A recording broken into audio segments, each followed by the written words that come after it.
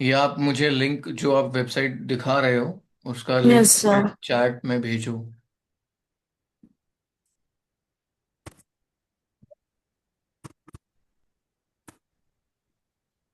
Alright, अब आप सभी लोग मेरी स्क्रीन पे ध्यान दो। तो इन्होंने क्वेश्चन पूछा है कि ये जो इमेज है रोटेट कैसे होगा। तो ये अगर कोडिंग पे वेबसाइट बनी हुई है तो इसमें रोटेट का सीएसएस लगा होगा, उससे ये रोटेट हो रहा है, ठीक है। एंड फिर इन्होंने पूछा था कुछ ये मेंबर्स का। हाँ, ये एकदम ऊपर तो से आ इसे रहा हम है। बोलते हैं टीम मेंबर एलिमेंट, ओके। तो अगर आप ऐसा कुछ बनाना चाहते हो तो एक पेज क्रिएट करो और इसका नाम रख लेता हूँ यही जो इस वेबसाइट का नाम है। इस नेम से मैंने एक पेज बनाया, इसको हिट करूंगा मैं edit with एलिमेंटोर।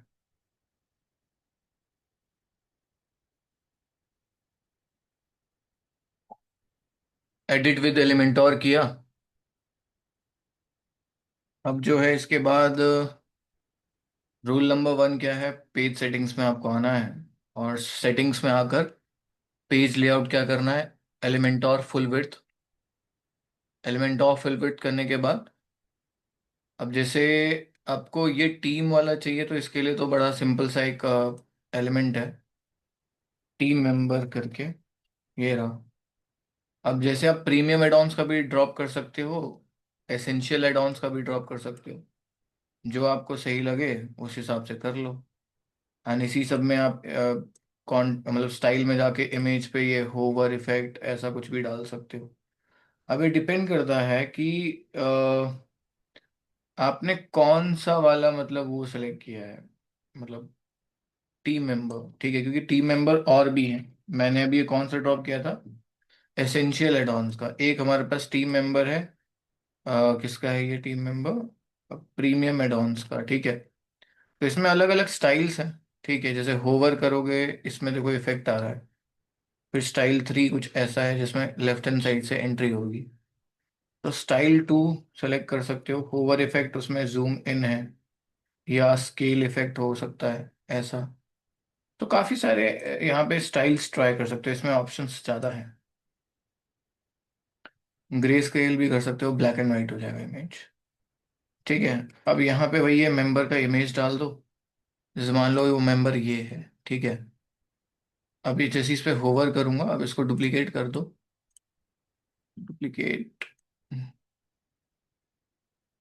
Duplicate 4 times duplicate किया। बट एक नोटिस किया मैंने चीज, एक second hold on. Single column section लिया लेकिन एक कॉलम यहां से लेके यहां तक ही दिख रहा है, ये क्या अजीब बात है।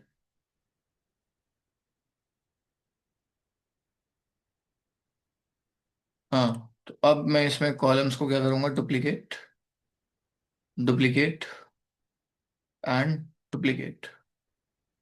4 मेंबर्स के लिए मैंने यहाँ पे 4 कॉलम्स बना दिए। अब मैं यहाँ पे टीम मेंबर एलिमेंट ड्रॉप करूंगा। अब इसमें स्टाइल 2 मुझे थोड़ा सा ठीक लगा था। अब इसमें सिंगल मेंबर सेटिंग्स में जाके उस मेंबर का इमेज अपलोड कर लूंगा। उस मेंबर का नाम जो भी है, उसका डिस्क्रिप्शन वो जो भी है, डेवलपर है। एंड उसके सोशल मीडिया के लिंक्स जो हैं, थोड़ा सा स्क्रॉल डाउन कर लेना है यहाँ पे। एंड आपको सारे फेसबुक का लिंक लगा देना, उसका ट्विटर का लगा देना, लिंक्डइन का लगा देना। एंड जनरल सेटिंग्स में यहाँ पे होवर इफेक्ट है ना, ये जूम हो रहा है, इसको आप जूम आउट भी कर सकते हो इस तरीके से। तो बाकी तो ग्रे स्केल भी है, ब्लैक एंड वाइट हो जाएगा। अब इसके बाद देखो, लेट्स सी, मल्टीपल मेंबर का भी एक ऑप्शन है कि एक बार में सीधा ऑन करो और मल्टीपल मेंबर्स दिखने लग जाएंगे। और एक और कोई ऑप्शन देख लेना कि कहीं ऐसा तो नहीं कि जैसे ये पोजीशन, जैसे सोशल मीडिया की पोजीशन कहाँ पे आ रही है, एकदम इमेज के ऊपर आ रही है। तो क्या हमारे पास कोई ऐसा ऑप्शन है जैसे ये स्टाइल, बोला पंखा तेज का है। स्टाइल 1 मेरे देखो ऐसे इस तरीके से आ रहा है, स्टाइल 3 में लेफ्ट हैंड साइड से आ रहा है। तो मेरे को तो अभी तक स्टाइल 2 ठीक लग रहा है। बाकी विड्थ वगैरह कंट्रोल कर सकते हो, इमेज रेजोल्यूशन फुल रखना। एंड स्टाइल में जाते हैं, लेट्स सी क्या क्या ऑप्शन है। सोशल आइकन्स का है, सोशल आइकन्स में आप ये कंट्रोल कर सकते हो क्या साइज रखना है, कलर, होवर, ये सब। तो आप एग्जैक्ट सेम तो नहीं बना पाओगे यहाँ पे, ठीक है। तो ये HTML वगैरह का यूज़ किया होगा, कोडिंग पे बनी है नहीं है, तो उस हिसाब से उन्होंने अपने कस्टमाइजेशन कर रखे हैं। आप सेम तो नहीं, बट इनके फीचर्स के हिसाब से चल सकते हो। बाकी देखो, टीम मेंबर और भी हैं, जैसे मैंने एक और टीम मेंबर है रॉयल एडॉन्स का, इसको देख लो कि ये कैसा है। सोशल मीडिया में क्या क्या ऑप्शन है, ऐड नो फॉलो, ये सब है। बटन में क्या ऑप्शन है, बटन शो करना है कि नहीं शो करना है, अबाउट मी नहीं। कंटेंट में कोई स्टाइल वगैरह अगर है तो ठीक है, अप्लाई कर लो, नहीं है तो कोई बात नहीं। नहीं। और एक और टीम मेंबर सर्च करते हैं, टीम, एक ई किट का टीम मेंबर है। इसमें स्टाइल है, काफ़ी सारे ओवरले स्टाइल है। जब होवर करोगे तो इस तरीके से आएगा। सेंटर्ड स्टाइल है। ठीक है, और फिर होवर ऑन सोशल, इस तरीके से। ओवरले विद डिटेल्स, ये। Long height with details. तो मतलब आप ट्राई कर सकते हो ओवरले विद सर्कल्स ये। ठीक है, ओवरले विद सर्कल। तो ये भी अच्छा है वैसे, ई किट वाला है ना। और एक सेंटर्ड करके था, एक सेंटर्ड। हम्म। तो ये भी कर सकते हो आप। कर लोगे आप?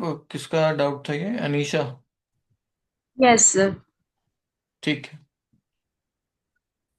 एंड रही बात वो इमेज की, तो चलो मैं इमेज का भी बता देता हूँ कि आप हम मतलब वर्डप्रेस में आप क्या कर सकते हो। एक तो मुझे ये नहीं समझ आ रहा है, ये डिग्वियन ने क्या किया है इन्होंने। इनका बाय डिफॉल्ट कॉलम का स्पेस जो है इतना कम आ रहा है मुझे। बार बार सेक्शन में जाके कंटेंट विड्थ को खुद से मैनुअली एडजस्ट करना पड़ रहा है। ओके फाइन, अभी देखो, लेट्स सपोज आपने इमेज यहाँ पे अपलोड किया। डबल कॉलम कर लेते हैं, इसमें डिलीट कर देते हैं, और इसमें इसको ड्रॉप कर देते हैं। यहाँ में सर इमेज। वही इमेज आप कॉपी एड रही है तो सर वही एक बार बता दीजिए ना। क्या? वही इमेज एक बार कॉपी मतलब कॉपी इमेज एड्रेस हो रहा है उस पर क्लिक करने पे, तो आप कर दीजिए उसको, उसी को बता दो। ये मैंने इमेज डाल दी। अभी रोटेट करना है ना इसको। एडवांस में आओ, ट्रांसफॉर्मेशन में आओ, नॉर्मल में रोटेट आ रहा है। बट यार ये तो आपका कंटिन्यू चलवाना है ना इसको तो। हाँ, तब तो सी एस एस इफेक्ट ही लग रहा है, मुझे लगेगा। माउस ट्रैक तो कोई फायदा नहीं, स्क्रॉलिंग इफेक्ट, रोटेट। बट ये तो स्क्रॉल पे होगा, नहीं नहीं। सी एस एस ही डालना पड़ेगा कंप्लीट रोटेट करने के लिए। इसका स्पीड बढ़ा के हो सकता है क्या? देखो, आपके इस पास एक तो ऑप्शन नहीं है, आ रहा। Motion effects. मोशन इफेक्ट्स में एक ऑप्शन है स्क्रॉलिंग इफेक्ट, मतलब जब आप स्क्रॉल करोगे तो इस पे कोई इफेक्ट अप्लाई होगी। मतलब स्क्रॉल अप एंड डाउन करोगे तो ही वो इफेक्ट अप्लाई होगा। एक है माउस इफेक्ट, जब आप इसमें माउस ले जाओगे तो ये मूव इधर उधर करेगा। ये हमें करना नहीं है। एक है एंट्री एनिमेशन, इसमें तो ये एंट्री होगी इसकी, ऐसे जूम होते हुए भी कर सकते हैं, बट ये हमें करना नहीं है। हम चाहते हैं कि ये हमारी वेबसाइट पे रोटेट होता रहे।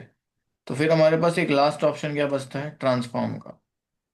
अब ट्रांसफॉर्म में आप यहाँ पे जैसे रोटेट ऑप्शन है, ठीक है, 3D रोटेट ऑन कर सकते हो, बट उससे कोई फायदा नहीं है। और 3D रोटेट हमें चाहिए नहीं, हमें रोटेट चाहिए होता रहे, कॉन्टिन्यूशन में चलता रहे इस तरीके से। तो वो ऑप्शन नहीं है यहाँ पे, दिक्कत इस चीज़ की है। तो इसके लिए वही है, आपको फिर यहाँ पे कस्टम सी एस एस में जाकर एक रोटेट का सी एस एस डालना पड़ेगा। ठीक है। Okay sir. हाँ, तो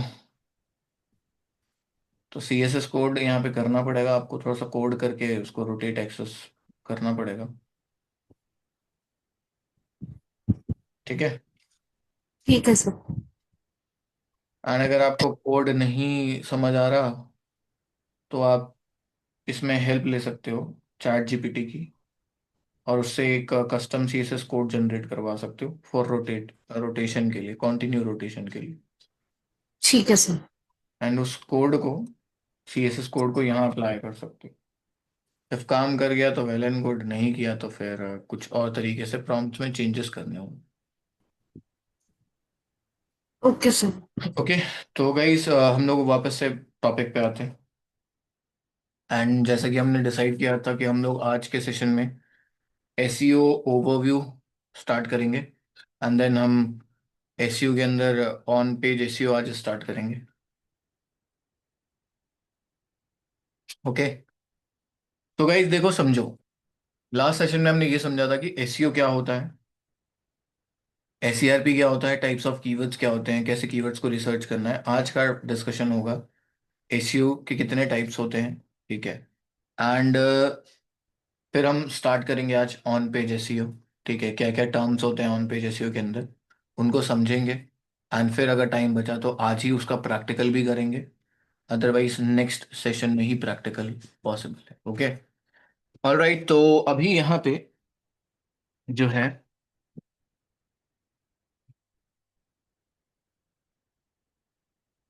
हम्म, तो अभी यहाँ पे जो है मैं एसईओ के टाइप्स का ओवरव्यू देता हूँ। तो देखो, एसईओ में हमारे पास जो सबसे पहला टाइप होता है वो होता है हमारा ऑन पेज एसईओ, जिसे हम बोलते हैं ऑन साइट वर्क। मतलब हमें देखो क्या करना है, थोड़ा सा ना सिंपल लैंग्वेज में समझाता हूँ। मैं चाहता हूँ कि कोई भी मेरी इंडस्ट्री का कीवर्ड सर्च करे तो मैं गूगल के टॉप रिजल्ट्स में रैंक करूँ। मैं यही चाहता हूँ, है ना। तो गूगल के टॉप रिजल्ट्स में रैंक करने के लिए मुझे यहाँ पे गूगल के एल्गोरिदम्स को समझना पड़ेगा, ठीक है। कि गूगल का एल्गोरिदम काम करता कैसे है, क्या रूल्स क्या हैं, कैसे आप एलिजिबल हो पाओगे टॉप पे रैंक करने के लिए। तो गूगल ने सर्च इंजन ऑप्टिमाइजेशन के कुछ रूल्स बनाए हैं, जिसमें आपको सबसे पहले समझना होगा what is on page SEO. Second, आपको समझना होगा technical SEO, of page SEO, ठीक है। सो ऑन पेज बेसिकली हुआ ऑन साइट वर्क, ठीक है। तो बेसिकली क्या होता है ऑन पेज के अंदर, गूगल गूगल जो है ना आपको एक चेकलिस्ट देता है, ऑन पेज की चेकलिस्ट। आप उसको चेकलिस्ट बोल लो, या रूल्स बोल लो, या कुछ पैरामीटर्स बोल लो, या एल्गोरिदम्स रूल्स बोल लो। आपको क्या मिलेगा, गूगल की साइट से आपको एक चेकलिस्ट मिलेगा, ठीक है। उस चेकलिस्ट के हिसाब से आपको अपनी वेबसाइट को ऑप्टिमाइज करना होगा, ठीक है। देखो, एक चीज सिंपल सी समझो। आप गूगल के पास जाते हो और गूगल को कहते हो कि मुझे digital marketing agency in Delhi keyword पे टॉप पे रैंक करना है, ठीक है। कौन से रिजल्ट्स में, ऑर्गेनिक रिजल्ट्स में फर्स्ट पोजीशन पे आना है, ऐसा आप गूगल के पास जाकर कहते हो, ठीक है। ऑर्गेनिक रिजल्ट्स में आपको टॉप में आना है, तो गूगल आपको कहता है कि मुझे गूगल आपको ये कह रहा है कि आपको इसके लिए क्या करना होगा, एसईओ करना होगा, सर्च इंजन ऑप्टिमाइजेशन करना होगा। है ना। आपको यहाँ पे एसईओ का मतलब नहीं पता, आपको ये नहीं पता कि एसईओ के अंदर आपको करना क्या है। तो गूगल अब आपको ये बताएगा कि एसईओ के अंदर सबसे पहली जो चीज़ आपको करनी है वो करनी है आपको ऑन पेज एसईओ, ठीक है। सबसे पहले आपको अपनी ही साइट पे कुछ काम करना है। अब क्या काम करना है, उस काम की एक चेकलिस्ट बनाऊंगा मैं, मतलब गूगल। तो गूगल ने उस काम की एक क्या बना रखी है, चेकलिस्ट। उस चेकलिस्ट के हिसाब से आपको, उस रूल्स के हिसाब से आपको अपनी वेबसाइट के ऊपर काम करना है। तब जाकर आप एलिजिबल हो पाओगे गूगल के टॉप रिजल्ट्स में रैंक करने के लिए। रैंक कर नहीं जाओगे, तब सिर्फ और सिर्फ आप क्या हो पाओगे, एलिजिबल हो पाओगे, ठीक है। राइट। जैसे कोई भी चीज़ होती है, जैसे कहीं पर आपको एंट्री करना है, या फिर आपको लेट्स सपोज कोई इंडिया का एग्ज़ाम देना है, एसएसबी का एग्ज़ाम देना है, तो उसकी एक ना एलिजिबिलिटी क्राइटेरिया होती है कि आपकी एज इतनी होनी चाहिए, या फिर आपका ट्वेल्थ में ये सब्जेक्ट होना चाहिए और इतने प्लस मार्क्स होने चाहिए, तभी आप एलिजिबल हो पाओगे सिर्फ एग्ज़ाम देने देने के लिए। आप सेलेक्ट होगे वो अलग चीज़ है, वो कैसे होगे वो अलग चीज़ है, उसका अलग प्रोसेस है। बट आप ये समझो कि सिर्फ एलिजिबल होने के लिए, एग्ज़ाम के अंदर बैठने के लिए आपको इतने बेसिक चीज़ें तो करनी पड़ेंगी। तो वैसे ही ऑन पेज का कुछ रूल है। अब वो रूल कुछ 16-20 के आसपास है, 16 से 20 रूल्स हैं। वो रूल्स के हिसाब से आपको अपनी वेबसाइट को रेडी करना है, उस कीवर्ड को प्रायोरिटी पे रखते हुए, जिस कीवर्ड पे आप रैंक करना चाहते हो, ठीक है। तो ऑन पेज में बड़ा सिंपल सा कॉन्सेप्ट है, अगर मैं फिर से रिपीट करूँ तो आपको बस इतना करना है कि अगर गूगल पे आपको टॉप पे रैंक करना है, तो ऑन पेज में ये होता है कि एक एलिजिबिलिटी क्राइटेरिया होता है।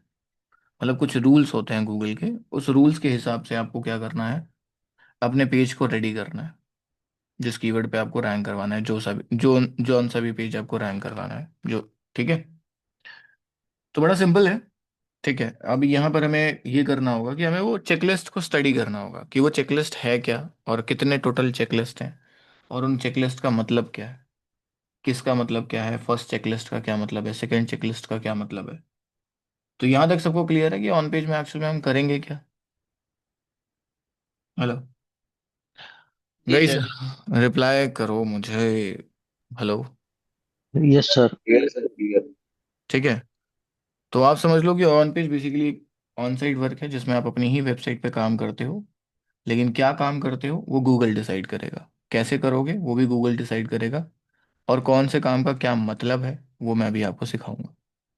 फिर आपके पास एक ऑप्शन आता है, मतलब सेकंड जो टाइप हो गया हमारा एसईओ के अंदर, जो हम एक और चीज़ सीखेंगे, विच इज़ टेक्निकल एसईओ, जो कि सपोर्ट करता है आपके ऑन पेज एसईओ को। ठीक है, तो टेक्निकल वाला पार्ट थोड़ा अभी डिफिकल्ट होगा समझना, तो इसको मैं अभी तो इतना नहीं एक्सप्लेन करूंगा। जब हम टेक्निकल स्टार्ट करेंगे तभी मैं एक्सप्लेन करूंगा। तो अभी फिलहाल हम टेक्निकल में ये समझ लेते हैं कुछ टेक्निकल बैकएंड की चीज़ें जो इंपॉर्टेंट होती है गूगल बॉट्स के लिए, गूगल क्रॉलर्स के लिए। ठीक है, सो दैट वो अपनी आपकी वेबसाइट के अंदर की चीज़ों को समझ पाए। ठीक है, कुछ टेक्निकल चीज़ें होती हैं। फिर होता है हमारा of page SEO, basically of site work, जहां पर आप बैकलिंक्स बनाते हो। अभी बैकलिंक्स का मतलब होता है any incoming link from another website is called backlink.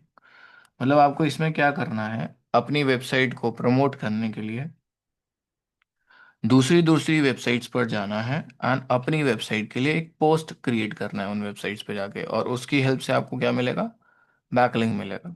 ठीक है, अब एक मैं ना टॉपिक यहाँ पे समझाने वाला हूँ, Google crawler and Google bot के बारे में। बोथ आर सेम वैसे तो क्या ये गूगल बॉट या क्रॉलर वर्ड मैंने पहले यूज किया है, पहले तो मुझे ये क्लियर करो, या पहली बार सुन रहे हो मेरे मुंह से। हम्म। नहीं सर, पहली बार सुन रहे हैं। हम्म, ठीक है, तो देखो, Google bot is basically a internet programmer. ठीक है, एंड सेम गूगल बॉट बोलो या गूगल क्रॉलर्स बोलो, मेजरली हम लोग मेनली तो हम क्रॉलर्स ही बोलते हैं। देखो, एक प्रोसेस होता है आपकी वेबसाइट पे, क्रॉलिंग, एंड देन उसके बाद होता है इंडेक्सिंग। ठीक है, तो क्रॉलिंग का मतलब क्या होता है, क्रॉलिंग बेसिकली डिजिटल मार्केटर्स के लिए क्रॉलिंग का मतलब होता है रीड करना। मतलब गूगल ने क्या कर रखा है, अपना एक ना बॉट बना रखा है जिसको हम बोलते हैं इंटरनेट प्रोग्रामर। अब इनका काम क्या है ये समझना। ठीक है, ये बॉट्स हैं, जैसे रोबोट होते हैं ना, वैसे ये बॉट है, इंटरनेट बॉट्स हैं। ठीक है, इनकी कोई फिजिकल प्रेजेंस नहीं होती है, इनकी प्रेजेंस होती है, डिजिटल प्रेजेंस होती है। ठीक है, तो इन बॉट्स का काम क्या होता है, इंटरनेट पे जितना भी डेटा पोस्ट होता है उसको जाके क्रॉल करना। देखो, क्रॉलिंग करना मतलब, क्रॉल करना मतलब तो वैसे तो रेंगना हुआ, बट डिजिटल मार्केटिंग की लैंग्वेज में क्रॉलिंग का मतलब होता है डेटा को स्टडी करना, डेटा को रीड करना, उसे हम बोलते हैं क्रॉलिंग। ठीक है, ओके, तो किसी भी डेटा को रीड करता है कोई भी बॉट, गूगल का या किसी भी अदर प्लेटफॉर्म का बॉट। मतलब हर एक एआई टूल का अपना बॉट होता है, गूगल का भी अपना बॉट है। ठीक है, मतलब एक चीज़ समझो, आप गूगल पे कुछ भी सर्च करते हो आप लोग, तो बहुत ही एक्यूरेट इन्फॉर्मेशन आपको मिलती है, चाहे वो चैट जीपीटी पे सर्च करो, जेमिनाई पे सर्च करो, या गूगल पे सर्च करो।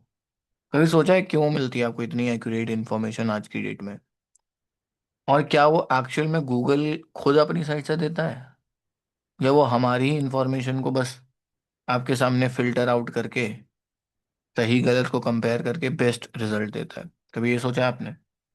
रियलिटी ये है कि गूगल के पास कोई नॉलेज नहीं है, ना ही चैट जीपीटी के पास कोई नॉलेज है, ना ही जेमिनाई के पास कोई नॉलेज है।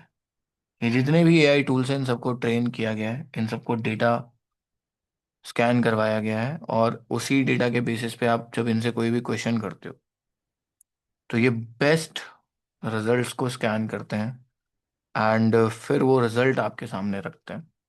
ठीक है, कभी भी नोटिस करना, जो रिजल्ट्स आते हैं उन रिजल्ट्स में वेबसाइट रिजल्ट्स आती हैं, तो क्या वो वेबसाइट सारी गूगल ने बना रखी है, नहीं। वो वेबसाइट का ऑनर कौन होता है, आप या मैं। और उस वेबसाइट पे कंटेंट कौन डालता है? आप या मैं, है ना? तो हमारे ही डेटा को रीड किया जाता है, जो हम लोगों ने लिखा होता है। हमारी ही नॉलेज को एआई जो टूल्स है या कोई भी जीपीटी है, गूगल है, उसी को थोड़ा और रेक्टिफाई करके वो हमें रिजल्ट्स देता है, और बेस्ट रिजल्ट्स देता है जो ज़्यादा एक्यूरेट और जेन्युइन हो। अब इसी में एक फाइट ये छिड़ गई है कि आ, हमें टॉप में आना है, मुझे अपना रिजल्ट टॉप में लाना है, तो उसके लिए बस एक प्रोसेस आ गया है मार्केट में, सर्च इंजन ऑप्टिमाइजेशन। तो यहाँ पॉइंट मेरा ये था कि गूगल क्रॉलर्स जो होते हैं, इनका काम ये है कि इंटरनेट पे जाओ, इंटरनेट पे जो भी डेटा पोस्ट हो रहा है, चाहे मैंने किया हो या आपने किया हो या कल कोई और करेगा या जिसने किया था, उस डेटा को जाके क्या करो? रीड करो। रीड करो और गूगल के डेटाबेस में स्टोर करो। ठीक है? ताकि जब कल को कोई पर्सन हमारा सर्च इंजन यानी गूगल का सर्च इंजन पे आकर सर्च करेगा, तो हम उसको उस क्वेरी के हिसाब से रिजल्ट, एक्यूरेट रिजल्ट दे पाए। ठीक है? अब मान लो मैंने कल को एक टॉपिक के ऊपर कंटेंट लिखा, how to crack NDA exam. ठीक है? इसके ऊपर मैंने कंटेंट लिखा है। अब मेरे जैसे और 10 लोगों ने लिखा है। ठीक है? पूरे इंटरनेट पे, वर्ल्ड में सिर्फ 10 लोगों ने इसके ऊपर कंटेंट लिखा है। ओके?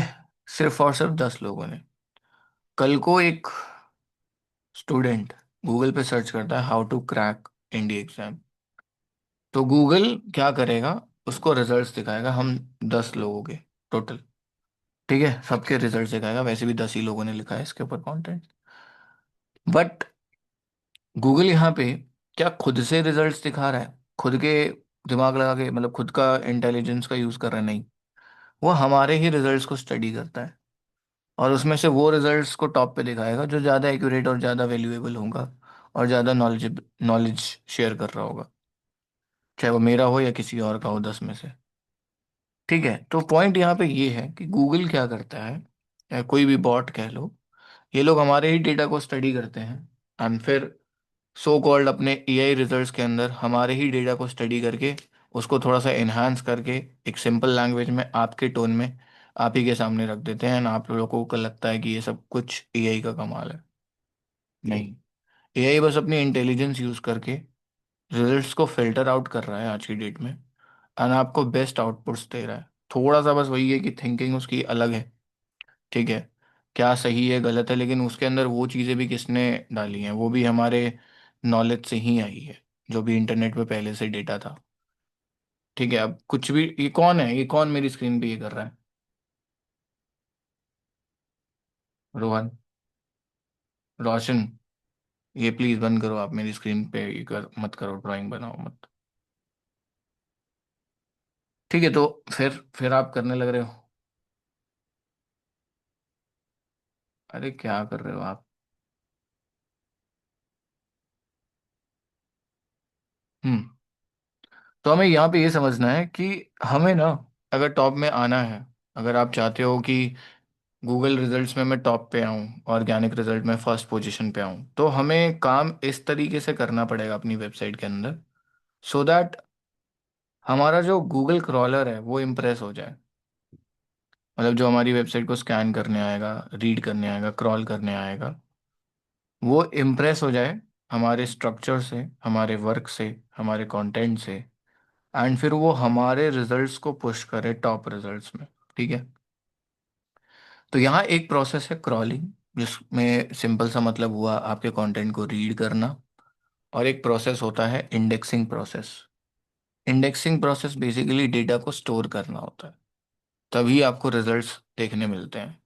किसी भी चीज़ को आप जब सर्च करते हो ना गूगल पे, तो उससे रिलेटेड रिजल्ट्स आपको इसलिए आते हैं क्योंकि गूगल के पास वो ऑलरेडी स्टोर्ड है। मतलब देखो, मैंने एक टॉपिक पे कंटेंट लिखा, how to crack NDA exam, आज अभी, तो अगर पूरी दुनिया में मैंने ही उस टॉपिक के ऊपर कंटेंट लिखा है आज और अभी, 9:03 पे, और आप में से कोई भी सर्च करता है 9:05 पे, तो आपको जीरो रिजल्ट्स दिखेंगे। अगर आप ये सर्च करोगे ना, how to crack NDA exam, तो आपको जीरो रिजल्ट्स दिखेंगे, बिकॉज गूगल के पास कोई कंटेंट ही नहीं है इस टॉपिक पे दिखाने के लिए। क्योंकि आज तक किसी ने पोस्ट ही नहीं किया है। मैंने तो किया था ना, लेकिन 2 मिनट पहले किया था। अब मेरा रिजल्ट क्यों नहीं आ रहा, इसके ऊपर बात करते हैं। देखो, मेरा रिजल्ट तब आएगा जब वो गूगल के डेटाबेस में स्टोर हो जाएगा, मतलब इंडेक्स हो जाएगा। इस प्रोसेस को हम बोलते हैं इंडेक्सिंग प्रोसेस। पहले कौन सा प्रोसेस फॉलो होगा? क्रॉलिंग, मतलब गूगल बॉट आएगा मेरी वेबसाइट पे, मेरा डेटा को रीड करेगा, और रीड करने के बाद अपने डेटाबेस में स्टोर कर लेगा। अब स्टोर करने से उसका क्या फायदा है, समझो। उसका ये फायदा है कि जब नेक्स्ट टाइम से, चाहे 2 घंटे बाद या 1 घंटे बाद या 2 दिन बाद या 10 दिन बाद, कोई भी how to crack NDA exam search करेगा, तो वो पता है किसका रिजल्ट सामने रख देगा? मेरा रख देगा। सिंपल। क्योंकि इकलौता मैं ही हूं जो इस टॉपिक के ऊपर जो मैंने कंटेंट लिखा है। तो यहाँ पे आप समझ जाओ कि आप ऑन पेज जो करोगे, तो यहाँ पर आपको इस तरीके से ऑन पेज करना है कि आप एलिजिबल हो पाओ, कि आप रैंक कर पाओ टॉप पोजीशन में। अब तो देखो कंपटीशन बहुत ज़्यादा है, तो सिंपल से सिंपल कीवर्ड पे भी रैंक करना थोड़ा सा डिफिकल्ट हो जाता है। बट यहाँ पर जो है ना, हम बेस्ट प्रैक्टिसेस को सीखेंगे एंड उस हिसाब से करेंगे, सो दैट हम जल्दी रैंक कर पाए। ओके। तो ऑन पेज बड़ा सिंपल है। आपको कुछ चेकलिस्ट शेयर करूंगा मैं, एंड उस चेकलिस्ट का मतलब समझाऊंगा। फिर उसका हम प्रैक्टिकल करेंगे, एंड देन हम एलिजिबल हो जाएंगे रैंक करने के लिए टॉप में। सिर्फ और सिर्फ एलिजिबल हो जाएंगे। बाकी रैंकिंग का पता है, बाकी चीज़ किस पे डिपेंड करता है? आपके ऑफ पेज एसईओ पे, जहाँ पर आपको बहुत सारे बैकलिंक्स बनाने होंगे। अब वो बैकलिंक्स कैसे बनते हैं, क्या हो गया एक्चुअल मतलब क्या होता क्या है एक्चुअल मतलब बैकलिंक का, वो भी मैं आपको करके दिखा दूंगा। बट फिलहाल अभी जो है, हम लोग ऑन पेज एसईओ को स्टार्ट करते हैं और समझते हैं कि टोटल कितने चेकलिस्ट हैं ऑन पेज एसईओ के अंदर, और किसका क्या मतलब है। और सबको हम प्रैक्टिकल भी समझेंगे। तो सबसे पहले थ्योरेटिकली समझते हैं कि ऑन पेज के अंदर क्या चेकलिस्ट हैं, और कौन से चेकलिस्ट का क्या मतलब है। Okay, fine. हाँ सर।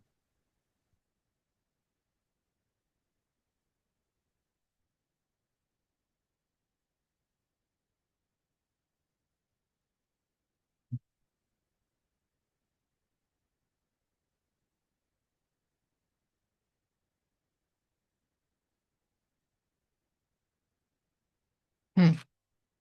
तो यहाँ पे देखो क्या चीज़ है। मैं आप लोग के साथ एक चेकलिस्ट शेयर कर रहा हूँ।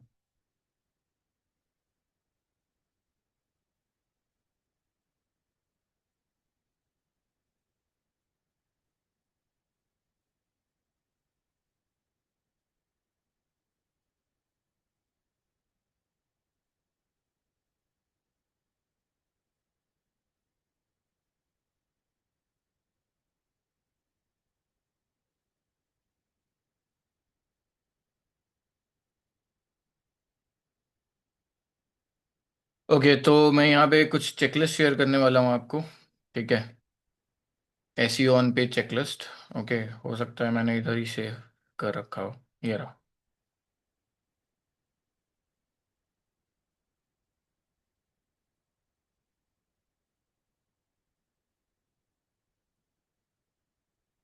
अच्छा, आप सबको स्क्रीन तो दिख रही है ना? जी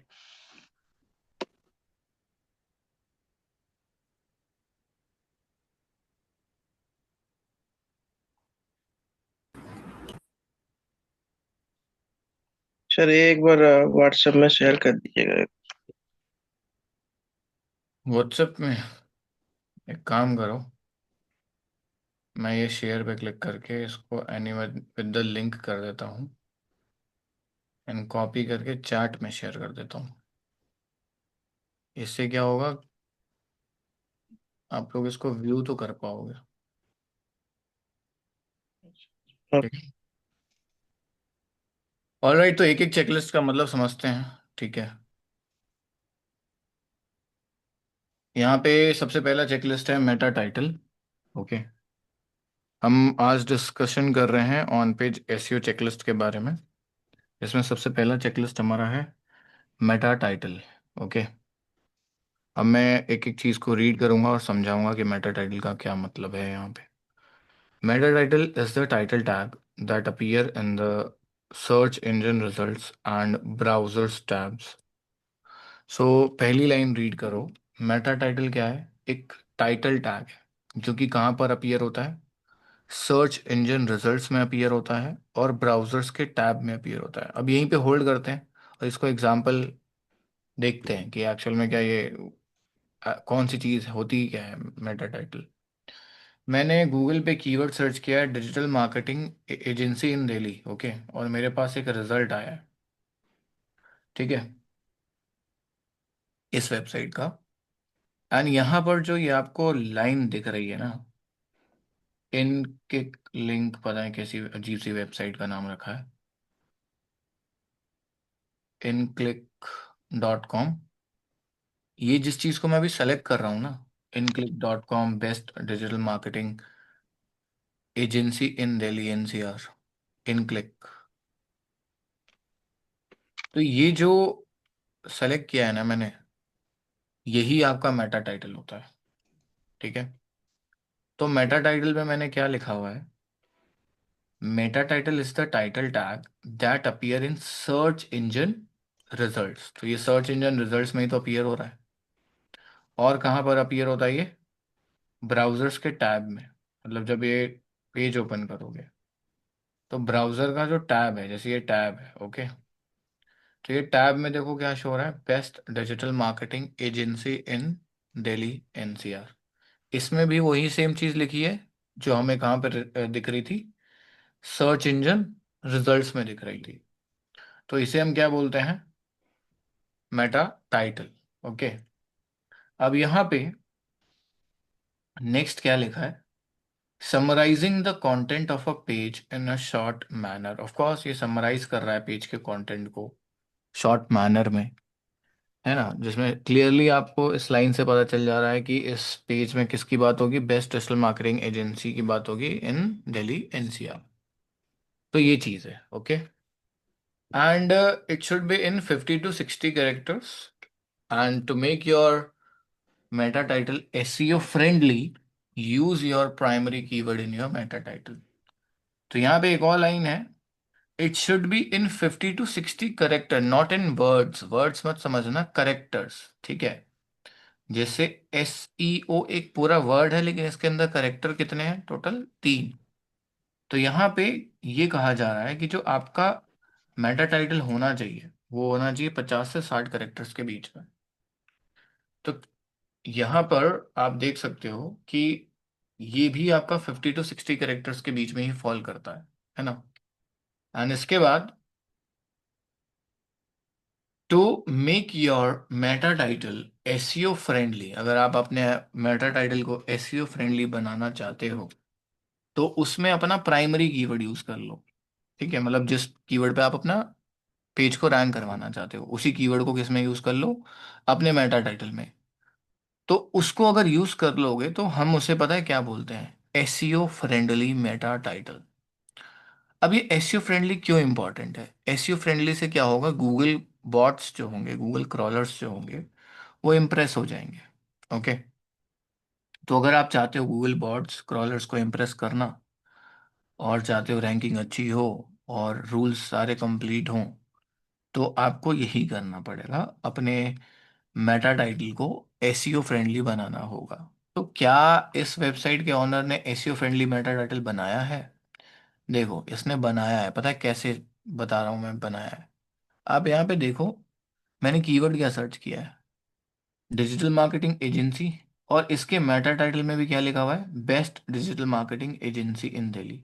और जो मैंने सर्च किया था digital marketing agency in Delhi, वो चीज़ इसके टाइटल में आ रही है, वो चीज़ इसके मेटा टाइटल में आ रहा है, जो कि सही है। और इसी को हम क्या बोलते हैं, बताओ? SEO friendly Meta title. और ये 50 से 60 कैरेक्टर्स के अंदर भी है, तो इसे हम क्या बोलेंगे? मेटा टाइटल, ठीक है। हेलो। जी जी। हाँ हम्म।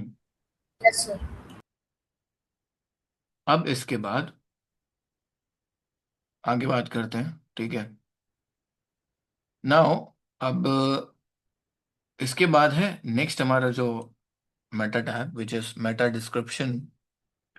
अ brief snippet up to 160 characters. एक स्निपेट यानी समरी कह लो, ठीक है। Brief summary up to 160 characters, 160 character का एक समरी, जो कि डिस्प्ले होता है below the meta title in search engine results. जो कि कहाँ पे डिस्प्ले होता है? मेटा टाइटल के नीचे सर्च इंजन रिजल्ट्स में डिस्प्ले होता है।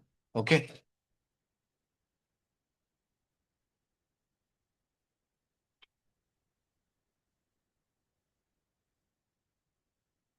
तो यहाँ पे इसका भी मैं आपको एक एग्जांपल दिखाता हूँ। जो अभी आप लोगों ने रिजल्ट देखा digital marketing agency in Delhi search करने पे, तो ये जो पर्पल दिख रहा है ये तो आपका हो गया मेटा टाइटल। इसके जस्ट जो नीचे अपीयर हो रहा है, best digital marketing agency Delhi NCR with certified digital marketing experts from on online marketing services. ये जो आपको चीज दिख रही है ना, जिसको अभी मैं सेलेक्ट कर रहा हूँ, जो ब्लू हो रखा है, इसे हम बोलते हैं मेटा डिस्क्रिप्शन। सर, हम्म। एक क्वेश्चन था। जी। सर, इसमें जैसे इंक्लिक है, हम्म। inclick.com, हाँ, इन क्लिक। ये इनका ब्रांड नेम है। हम्म। तो अगर हम अपना ब्रांड नेम टाइटल में लिखेंगे तो हमारा स्पेस तो वैसे ही खत्म हो जाएगा। जरूरी नहीं होता है वैसे ब्रांड नेम लिखना, इन्होंने लिखा है। हम्म। हम्म। ओके, तो हम लिख सकते हैं इसमें। देखो, इन्होंने लिखा है, जो कि सही प्रैक्टिस तो नहीं है। ऑलरेडी वेबसाइट पे जाओगे तो आपको ब्रांड नेम तो पता ही चल जाएगा, बट इन्होंने लिख रखा है। वो इनका अपना कुछ थॉट होगा, बट ऐसा लिखते नहीं है। जैसे देखो, बाकी रिजल्ट्स भी तो है, टेक मैग्नेट है, इतनी अच्छी कंपनी है। क्या इसने हम्म। अपने मेटा टाइटल में लिखा है क्या नाम? इसने लिखा है क्या? इसने लिखा है क्या? नहीं। नहीं। तो इसने, ये नया नया है, इसको तो मैं अभी खुद पहली बार देख रहा हूँ, ठीक है। तो पहले तो रैंक नहीं करता था, ओके। ठीक है। ओके, तो ये चीज़ है। ठीक है। फाइन। अब यहाँ पे मैंने एक और लाइन इसमें भी लिखी है, to make meta description SEO friendly, use your primary keyword in your meta description. तो क्या इन्होंने वो चीज़ फॉलो करी है? अपना प्राइमरी कीवर्ड अपने मेटा डिस्क्रिप्शन में यूज़ करी है? देखते हैं, चलो। तो देखो, लिखा हुआ है ना इन्होंने भी मेटा डिस्क्रिप्शन में, digital marketing agency in Delhi, और मैंने सर्च भी वही किया था। मतलब इनका शॉर्ट है बड़ा। इन्होंने मेटा टाइटल में भी अपना वो लिखा है, क्या कहते हैं, डिजिटल मार्केटिंग एजेंसी कीवर्ड, और मेटा डिस्क्रिप्शन में भी डिजिटल मार्केटिंग एजेंसी कीवर्ड लिखा है। इससे पता चलता है कि इन्होंने अपना मेटा टाइटल और मेटा डिस्क्रिप्शन दोनों एसईओ फ्रेंडली बना रखा है। एंड ये सेम चीज़ पता है टेक मैग्नेट ने भी करी है, और टेक टेक मैग्नेट का अच्छा नाम है दिल्ली में। यहाँ पे इसने भी लिखा हुआ अपने मेटा टाइटल में, digital marketing agency in Delhi, as a leading digital marketing agency in Delhi, यहाँ नीचे भी लिखा है। तो this is called proper SEO on page optimisation. And इनका एक और मेरे को चीज़ बड़ा अच्छा लगा टेक मैग्नेट वालों का। देखो, इसके बाद ना मैं स्लग ऑप्टिमाइजेशन पढ़ाने वाला था आपको। स्लग सबको पता है? पहले तो मुझे स्लग का मतलब बताओ।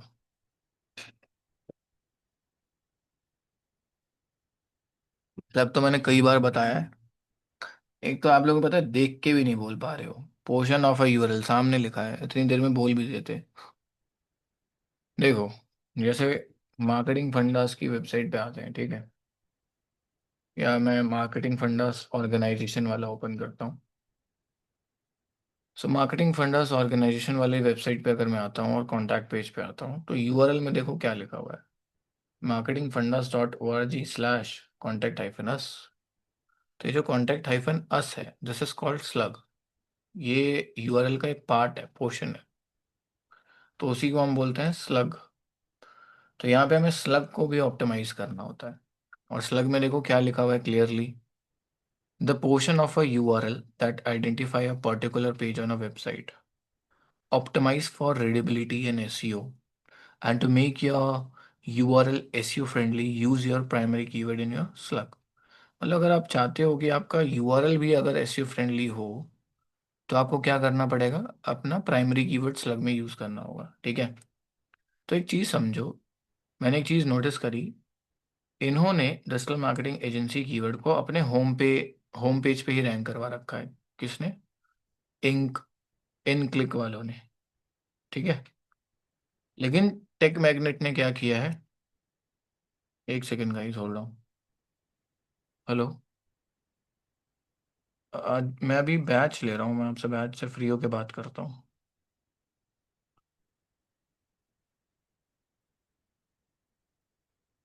ठीक। Okay okay.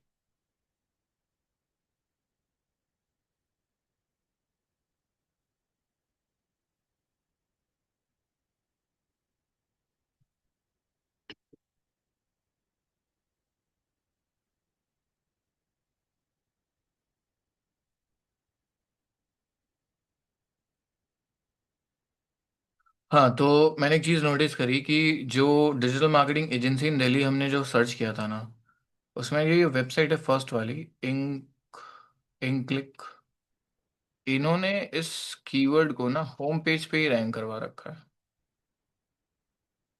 बेस्ट प्रैक्टिस पता है क्या होती है, कि उस कीवर्ड का ना एक डेडिकेटेड पेज बनाओ। जैसे अबाउट अस का एक डेडिकेटेड पेज है, सर्विसेज का डेडिकेटेड पेज है, वैसे शॉप का डेडिकेटेड है, कॉन्टेक्टस का डेडिकेटेड पेज, ठीक है। ओके। तो यहाँ पे होल्ड ऑन गाइस, जरा एक सेकेंड।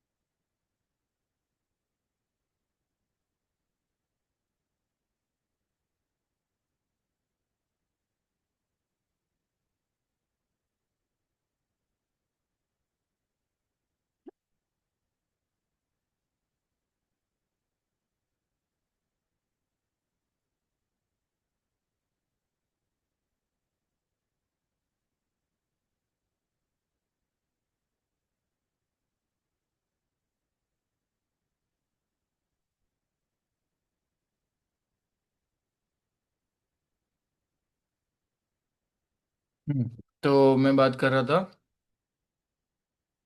कि यहाँ पे हर कीवर्ड का ना एक डेडिकेटेड पेज होना बेटर स्ट्रैटेजी होती है।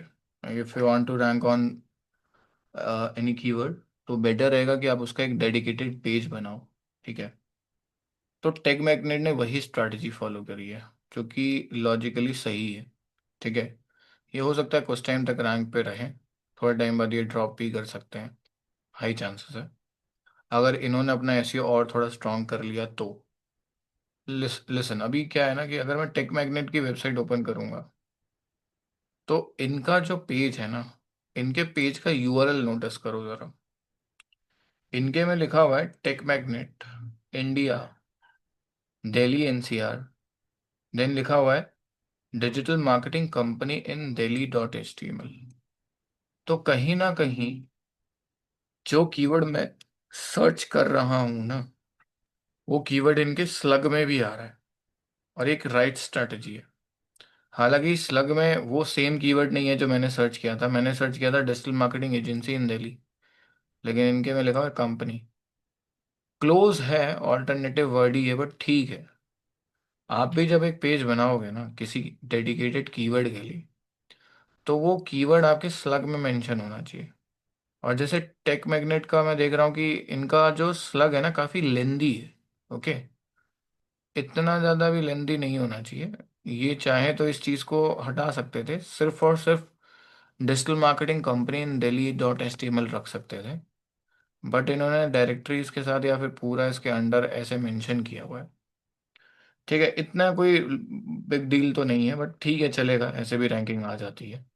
बट मैं एक राइट स्ट्रैटेजी की बात कर रहा हूँ। ठीक है, अब इनका भी देखो, मुझे यूआरएल का स्लग स्ट्रक्चर सही नहीं लगा। इनका ये अबाउट अस पेज पे रैंक कर रहा है, मतलब digital marketing agency in Delhi search कर रहा हूँ तो इनका digital marketing agency in Delhi वाला ही पेज रैंक करना चाहिए, बट इन्होंने अपना अबाउट अस पेज रैंक करवा रखा है। इन्होंने भी अपना होम पेज रैंक करवा रखा है। फिर इन्होंने एक डेडिकेटेड पेज बना रखा है, टीवाई कम्युनिकेशन। ठीक है, टीवाई कम्युनिकेशन, इनका स्लग का स्ट्रक्चर अच्छा है, best digital marketing services in Delhi.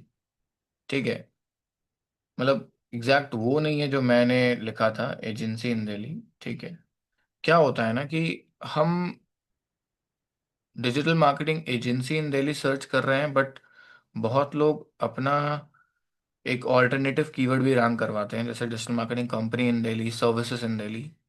तो वो तीनों कीवर्ड एक ही पेज में मेंशन होते हैं, इसलिए वो भी रैंकिंग में आ जाते हैं, बट वो हो सकता है कि प्रायोरिटी में कंपनी वाले कीवर्ड को रख रहे हो या प्रायोरिटी में सर्विसेज वाले कीवर्ड को रख रहे हो।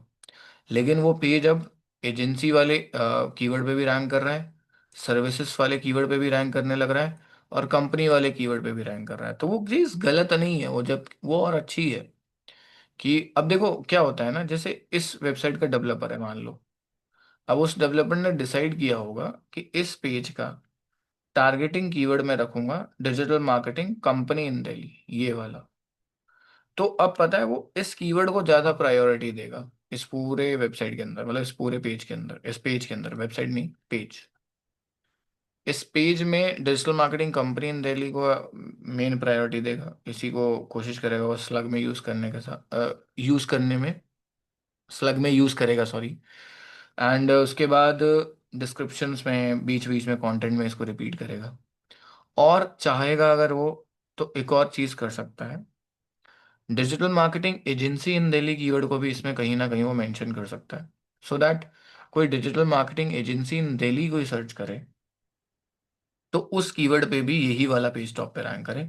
और इस पर्सन ने यही कर रखा है, जहाँ की मैं देख रहा हूँ यहाँ पे digital marketing agency in Delhi इसने मेंशन किया हुआ है पहले पैराग्राफ में, दूसरे पैराग्राफ में भी digital marketing agency in Delhi mention है, फिर digital marketing services in Delhi वाला कीवर्ड भी मेंशन है। ठीक है, फिर डिजिटल मार्केटिंग सर्विसेज भी मेंशन है। ऐसे इसने काफ़ी सारी जगह अपने कीवर्ड्स को भी कहीं ना कहीं प्लेस कर रखा है, जो कि अच्छी चीज़ है। तो इससे क्या हो रहा है ना, इसका जो ये पेज है डिजिटल मार्केटिंग सर्विसेज वाला पेज, ये digital marketing agency in Delhi keyword पे भी टॉप पे आने लग रहा है, digital marketing company in Delhi पे भी टॉप पे आने लग रहा है, और digital marketing agency in Delhi search कर रहा है कोई तो उस पर भी टॉप पे आने लग रहा है। हाँ, बट इसके पेज में थोड़ा सा कंटेंट कम है। ठीक है, ये चीज़ है। तो जब आप भी पेज बनाओगे ना, तो आपका भी एक पॉइंट आएगा जहाँ पर आपको लिखना होगा अपना स्लग, मतलब पेज का स्लग मेंशन करना होगा। तो जब आप स्लग मेंशन करोगे तो मेक श्योर कि स्लग के अंदर अपना कीवर्ड ही डाल दो। ठीक है, और ये सब ऑप्टिमाइज करने के लिए हम एक प्लगइन यूज करेंगे, मतलब एसईओ ऑप्टिमाइजेशन के लिए एक प्लगइन यूज होता है जिसका नाम है योस्ट, योस्ट एसईओ। ओके,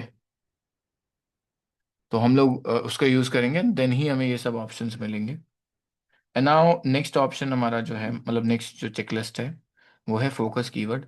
अच्छा गाइस, मेरे से ना एक मिस्टेक हो रखी है सीरियल नंबर्स में, जैसे मेटा टाइटल के आगे 1 है, मेटा डिस्क्रिप्शन के अंदर 2 है, स्लग में 3 है, फोकस कीवर्ड में 4 है, अगेन 4 रिपीट हो रहा है, फिर अगेन 4 रिपीट हो रहा है, फिर 5 6 7 8 8 8 रिपीट हो रहा है, फिर अगेन 1 2 3, मतलब थोड़ा ये सीरियल नंबर्स में पेज की वजह से प्रॉब्लम हो गया है। ठीक है, तो वो अलग अलग है सब लोग, मतलब सब कुछ अलग अलग है, तो वो चीज़ आप लोग थोड़ा सा देख लेना। तो यहाँ पे फोकस की phrase is the next checklist. Focus की फ्रेज मतलब प्राइमरी कीवर्ड, मतलब जब आप एक पेज ऑप्टिमाइज करोगे, तो जब पेज ऑप्टिमाइज करोगे ना, तो वहां पर आपको मिलते हैं बॉक्सेस। याद रखना क्या मिलेंगे, बॉक्सेस। एक ऐसा बॉक्स मिलेगा जहां पर आपको अपना मेटा टाइटल लिखना होगा, जैसे इन वेबसाइट के ऑनर्स ने लिख रखा है।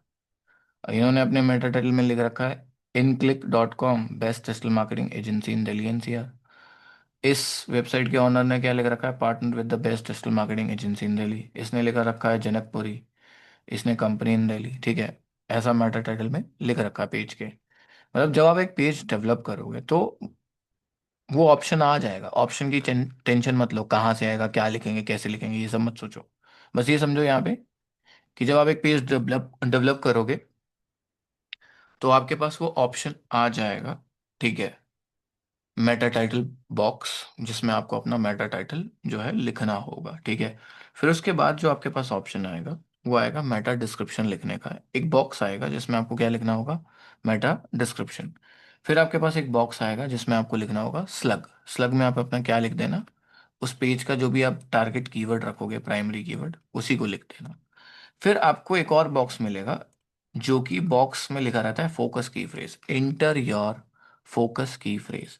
मतलब वो कीवर्ड यहाँ पे लिखो जो इस पेज का प्रायोरिटी वाला कीवर्ड है, जो आप मानते हो कि हाँ मुझे इसी पे इस पेज को रैंक करवाना है, ठीक है, फाइन। तो ये चीज लिखो। और यहाँ पे लिखा हुआ है ना, the primary word or a phrase a page target to rank for in search engine results. तो यहाँ पे वही है कि जिस कीवर्ड पे उस पेज को टारगेट करना है वो आपको लिखना होगा यहाँ पे। फिर इसके बाद है कीवर्ड डेंसिटी। अब कीवर्ड डेंसिटी को समझाता हूँ। कीवर्ड डेंसिटी मतलब जो कीवर्ड आप यहाँ पे मेंशन करोगे, चाहे वो प्राइमरी मेंशन करो या सेकेंडरी मेंशन करो कंटेंट के अंदर, उसकी एक डेंसिटी की लिमिट होती है, खासकर प्राइमरी की, ठीक है। तो ये मैं एक छोटे से ब्रेक के बाद बात समझाता हूँ, ठीक है। मैं एक ब्रेक ले रहा हूँ 5 मिनट्स का, ब्रेक के बाद मैं कनेक्ट करता हूँ।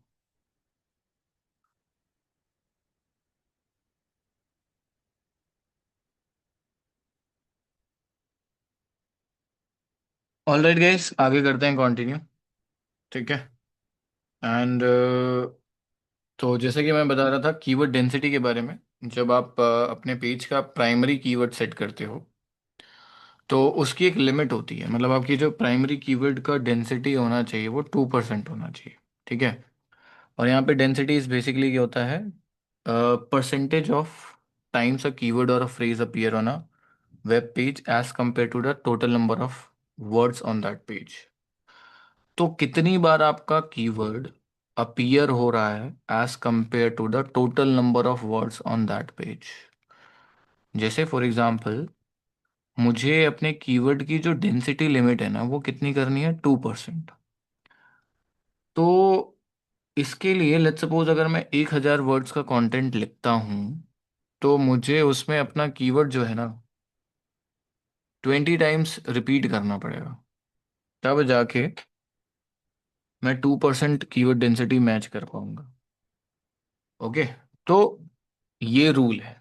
ओके, एंड इसका फॉर्मूला बड़ा सिंपल है, KWA यानी कि keyword appearances equals to, sorry, इसका फॉर्मूला है KWA, मतलब KWA मतलब stands for keyword appearances, how many times your keyword has appeared in your content, divided by total word into 100।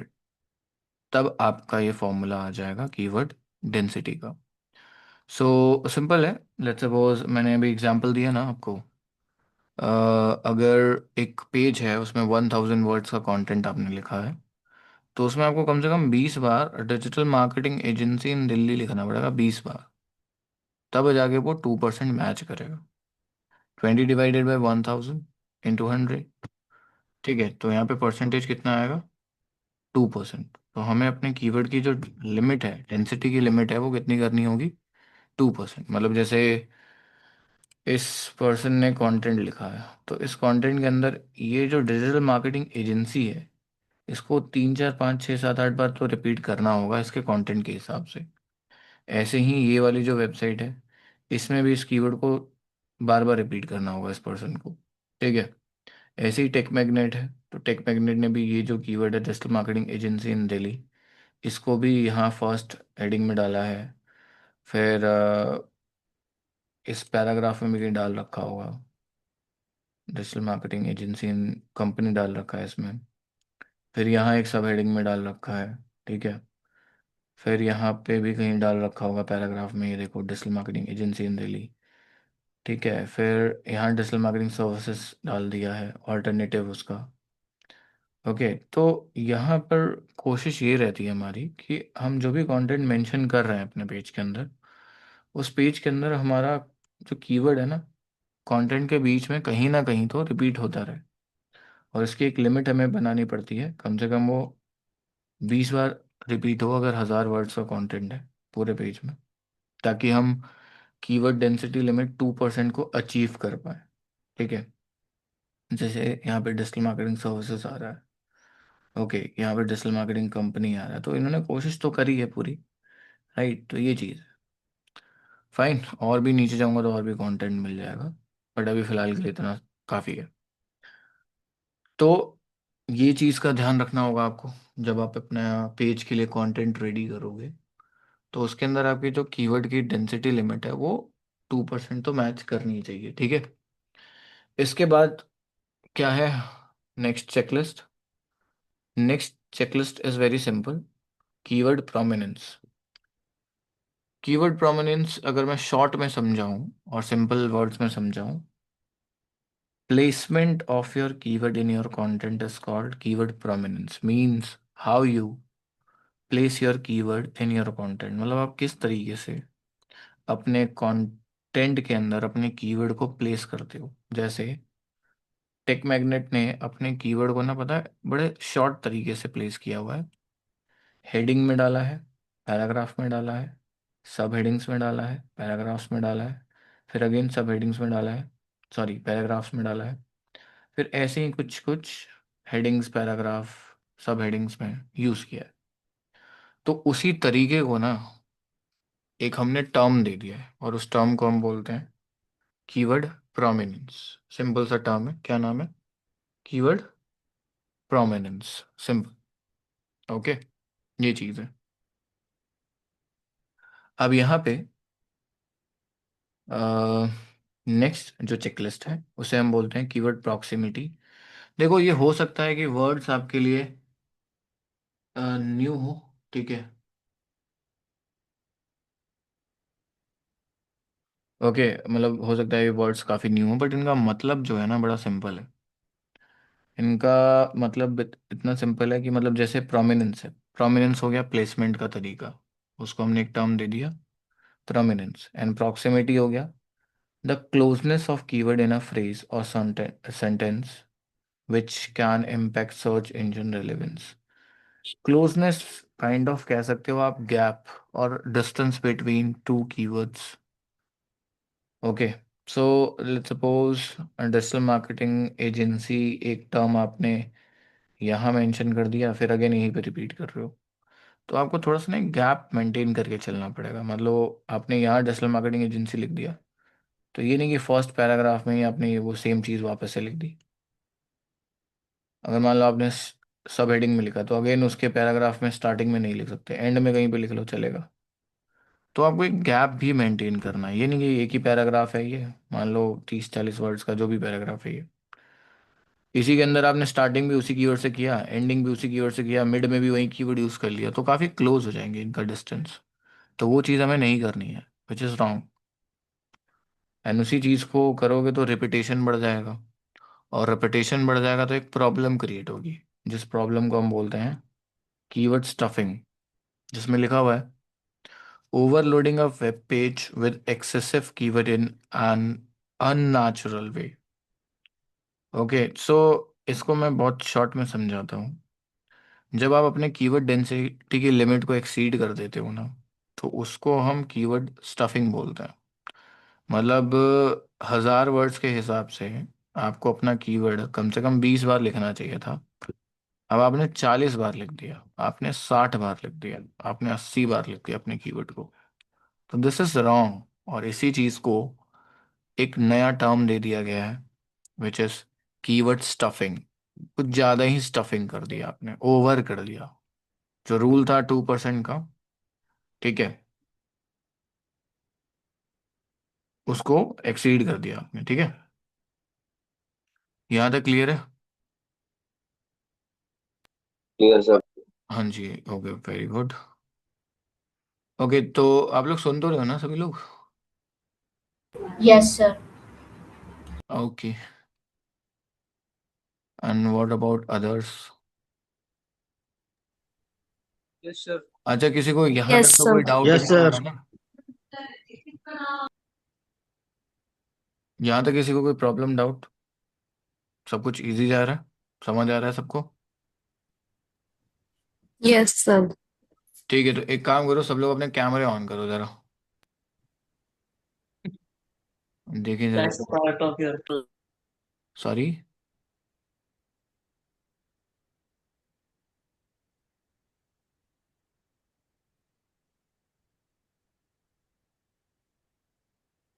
सब लोग कैमरा ऑन करो, सब।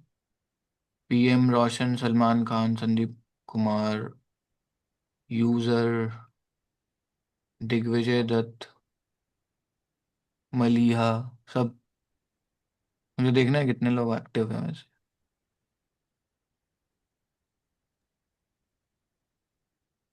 ठीक है, ओके। चलिए आगे करते हैं, कंटिन्यू देन। फाइन, तो नेक्स्ट हमारा जो है चेकलिस्ट, वो है इमेज से रिलेटेड। ठीक है।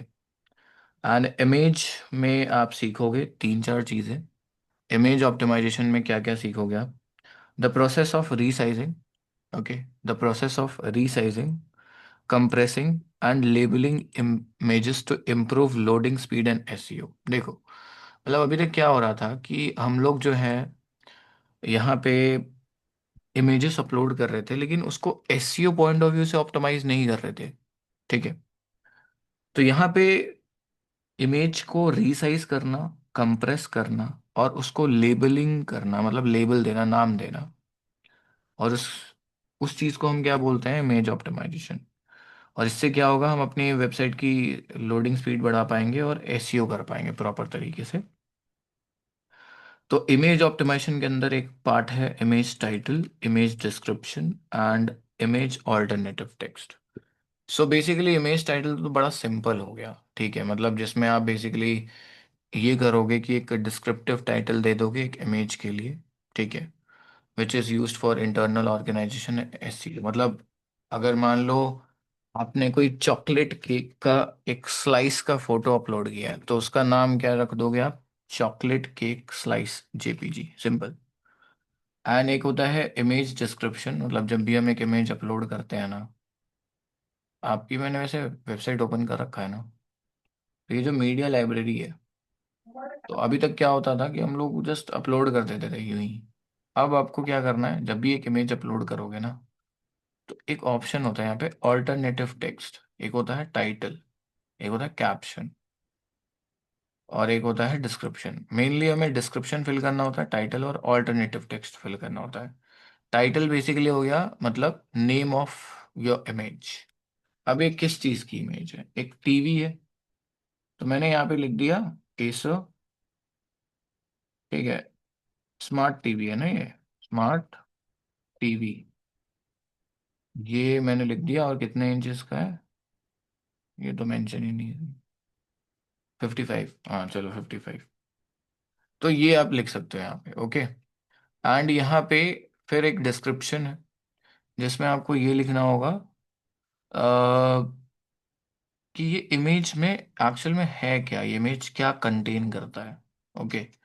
अब अगर आप ऐसे नहीं लिखना चाहते तो चैट जीपीटी का यूज़ कर लो। ठीक है। इस तरीके से आप कर सकते हो वैसे यूज़, पता है कैसे? चैट जीपीटी पे जाओ, एंड यहाँ पे पता है क्या करो, बताता हूँ। कहाँ गया वो इमेज वाला पार्ट? मीडिया, हाँ। अब मैं क्या करूँगा, इस एरिया का स्क्रीनशॉट लूंगा, ऐसे चैट जीपीटी पे पेस्ट करूंगा। Right image, image title, description and all text for the same. Okay. ये मैंने ऐसे लिखा। अब एनालाइज करेगा इमेज को, और मुझे उस हिसाब से यहाँ पे टाइटल दे देगा।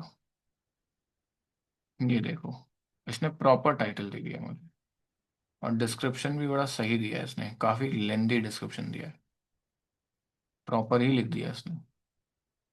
और ऑल्टरनेटिव टेक्स्ट भी दे दिया इसने मुझे, तो मैं ऑल्टरनेटिव टेक्स्ट को भी कॉपी कर लेता हूँ एंड पेस्ट कर देता हूँ यहाँ पे। बट अभी आप लोग को ऑल्टरनेटिव टेक्स्ट का मतलब पता नहीं है, थोड़ा सर इसके ऊपर डिस्कशन करते हैं। हाँ। सर हाँ, बोल रहा था कोई। जैसे हमारा वेबसाइट के टाइटल की लिमिट होती है 60 कैरेक्टर की, हम्म। तो इमेज के टाइटल की भी कोई लिमिट होती है?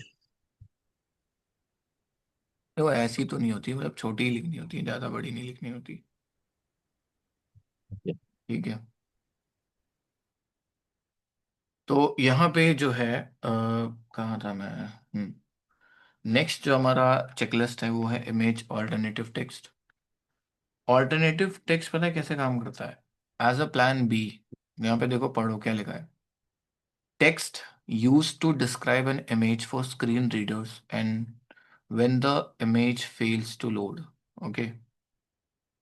तो मतलब जब इमेज लोड नहीं हो पाएगा due to internet issue and all, तब पता है क्या शो होगा? तब शो होगा ऑल्टरनेटिव टेक्स्ट। क्या शो होगा? Alternative text. भाई, क्या शो होगा? Alternative text. लाइक मैं अगर आपकी वेबसाइट पे आता हूँ, और वेबसाइट पे आने के बाद यहाँ पर आपने कोई इमेज डाल रखी है, मान लो ये। अब ये फेल हो गया लोड होने में, क्रैश कर गया, तो उसकी जगह एक टेक्स्ट आ जाएगा। उसको पढ़ के मुझे ये पता चल जाएगा कि वो इमेज किस बारे में थी। ठीक है, तो वो चीज़ होता है alternative text. Kind of plan B ऐसे काम करता है। फिर इसके बाद हमारे पास है हेडिंग टैग्स ऑप्टिमाइजेशन। अब जैसे कोई भी पेज आप बनाते हो तो उसमें फिर आता है हमारा हेडिंग ऑप्टिमाइजेशन। मतलब जब आप हेडिंग्स लिखोगे तो हेडिंग्स को भी आपको HTML टैग देना पड़ेगा। पहला हेडिंग को आपको H1 टैग देना होगा। सेकंड हेडिंग को आप H2 टैग दे सकते हो, H3 दे सकते हो, H4 दे सकते हो, H5 दे सकते हो, H6 दे सकते हो। बट यहाँ पर कुछ ना डिनोट करता है ये चीज़। H1 से लेकर H3 टैग्स ये डिनोट करते हैं कि जिन हेडिंग्स को आपने H1 से लेकर H3 टैग दिया है वो इम्पॉर्टेंट है, मोस्ट इम्पॉर्टेंट हेडिंग्स हैं। एंड H4 से लेकर H5 वाले लीस्ट इम्पॉर्टेंट हेडिंग्स हैं। अब इसको मैं थोड़ा ना प्रैक्टिकली समझाऊंगा तब समझ पाओगे कि मैं क्या कहना चाहता हूँ। सो मैं क्या सोच रहा हूँ, इसके आगे का हम लोग जो है नेक्स्ट सेशन में ही कवर करते हैं, और नेक्स्ट सेशन में हमारे 2-3 और चेकलिस्ट बचे रहेंगे, इसको कवर करेंगे। एंड देन उसके बाद हम पोस्ट ऑप्टिमाइजेशन करेंगे, पूरा प्रॉपर प्रैक्टिकल। उसके बाद फिर हम पेज ऑप्टिमाइजेशन करेंगे, प्रॉपर प्रैक्टिकल। ठीक है, तो आज के लिए मैं सोच रहा हूँ इतना इनफ रखते हैं। बाकी जो नेक्स्ट सेशन होगा आपका, उसमें इसका पूरा प्रैक्टिकल करेंगे हम।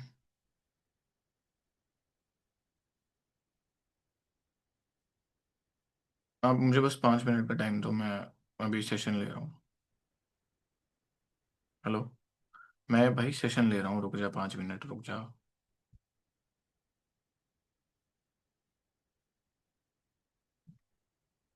ऑलराइट गाइस, आज के लिए इतना इनफ रखते हैं फिर। हेलो। हाँ जी सर। ओके ठीक सर। है, ओके गाइस। ओके ठीक है। Good night sir. Good night guys, good night. Good night.